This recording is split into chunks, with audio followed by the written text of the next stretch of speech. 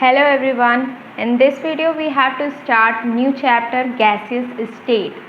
So in this chapter the first topic is what is kinetic theory of gas and what's their postulate. So without late, let's get start our video. In this video we have to cover kinetic theory of gas and their postulates. So let's get started. What is kinetic theory of gas? Kinetic theory of gas क्या होता है? तो kinetic theory of gas जो होता है वो एक mathematical theory होता है जो कि एक्सप्लेन करता है गैस के बिहेवियर्स को. ठीक है, काइनेटिक थ्योरी ऑफ गैस जो होता है वो एक मैथमेटिकल थ्योरी होता है जो कि गैस के बिहेवियर्स के बारे में हमको बताता है. ठीक है, तो we have to read kinetic theory of gas is a mathematical theory to explain the behaviour of gas. Okay, now we start their postulate. So let's get started. What's the postulate of kinetic theory of gas? So the first postulate is every gas is made up of large number of tiny rigid spherical particles called molecules. ठीक है, हर gas जो होता है वो large number of tiny rigid एक spherical particle से मिलके बना होता है जिसको हम लोग मॉलिक्यूल्स कहते हैं. ठीक है, मतलब गैस के अंदर क्या होता है? मॉलिक्यूल्स होता है. Next, molecules. The molecules of a gas are separated from each other by large distance, so the actual volume of the molecules is negligible as compared to the total volume of the gas. So इस point में क्या कहता है? इस point में कहता है कि वो जो मॉलिक्यूल्स होता है, ठीक है, गैस का जो मॉलिक्यूल्स होता है उसका सेपरेशंस इतना ज़्यादा, मतलब एक मॉलिक्यूल्स ये है तो एक मॉलिक्यूल्स ये, इसका इतना ज़्यादा सेपरेशंस होता है जिसकी वजह से क्या होता है ना,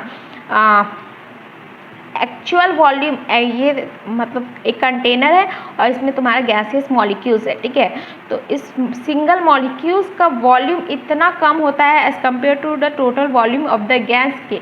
ठीक है, जिसके वजह से इसका एक्चुअल वॉल्यूम को हम लोग नेग्लिजिबल कंसिडर करते हैं.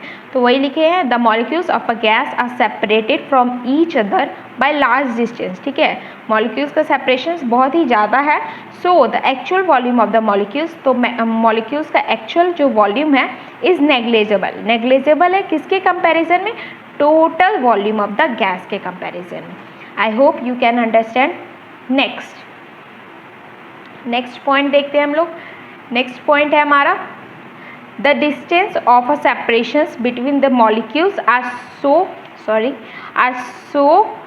that sorry for inconvenience. Next, the distance of a separations between the molecules are so large that the force of attractions or repulsions between them are negligible. अब हम क्या पढ़े इसके पहले वाले पॉइंट में? इसके पहले वाले पॉइंट में हम लोग पढ़े कि मॉलिक्यूल्स का जो सेपरेशंस होता है वो काफ़ी ज़्यादा होता है. ठीक है, तो इस पॉइंट में कह रहा है कि distance of separations between the molecules, दो मॉलिक्यूल्स के बीच का सेपरेशन जो होता है वो इतना ज़्यादा होता है जिसकी वजह से उस मॉलिक्यूल्स का फोर्स ऑफ अट्रैक्शन या फिर रिपल्सन जो होता है वो भी नेग्लिजिबल कंसिडर करते हैं. Next point, the molecules are supposed to be moving continuously in different directions with different velocity. अब molecules इस containers के अंदर है तो वो स्टेबल तो नहीं रहेगा, वो मूव करेगा. ठीक है, अब वो मूव कर रहा है, किसी भी डायरेक्शंस में मूव करेगा. अब किसी भी डायरेक्शंस में किसी भी वेलोसिटी से मूव करेगा. तो वो ही बोल रहा है यहाँ पे, the molecules are suppose to be moving continuously in different directions with different velocity. Next, hence they kept are colliding with each other called molecular collision as well as on the wall of the containing vessel. ठीक है, तो एक minute, यहाँ पे हम लोग क्या देखें, जो मॉलिक्यूल्स का सेपरेशन, मॉलिक्यूल्स जो होता है वो कंटिन्यूसली मूव कर रहा है हमारा क्या बोलता है वेजल्स में. ठीक है, डिफरेंट डायरेक्शंस में डिफरेंट वेलोसिटी से. ठीक है, तो अब वो मूव कर रहा है तो एक मॉलिक्यूल्स दूसरे मॉलिक्यूल से भी कोलाइड कर सकता है या फिर wall of the containing vessel से भी कोलाइड कर सकता है. तब जब मॉलिकुलर कोलाइड करता है एक साथ तो उसको हम लोग क्या कहते हैं? उसको हम लोग कहते हैं मॉलिकुलर कोलिजन.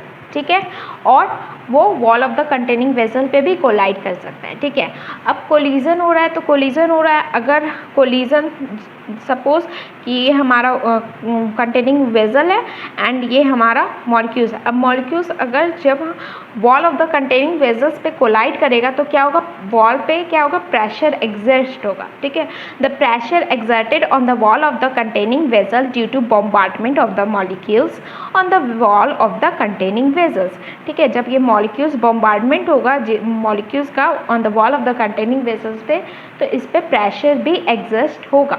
ठीक है, तो प्रेशर का फॉर्मूला क्या होता है, pressure is equal to force upon area. ठीक है, नेक्स्ट क्या है, since the molecules are moving with different velocity they possess different kinetic energy. अब मॉलिक्यूल्स डिफरेंट वेलोसिटी से मूव कर रहा है तो काइनेटिक एनर्जी का फॉर्मूला क्या होता है, kinetic energy is equal to half M V square.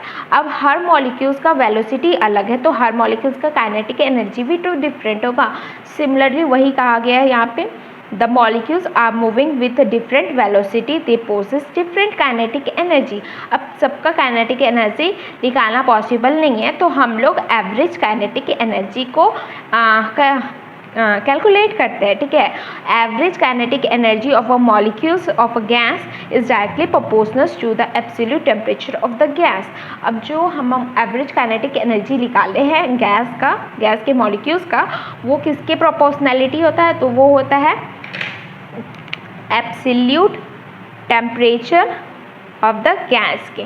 ठीक है, तो kinetic energy is directly proportional to the absolute temperatures of the gas. Okay, next point, molecules are supposed to be perfectly elastic hard spheres so that no energy is lost when the molecules colliding with each other or the wall of the containing vessel.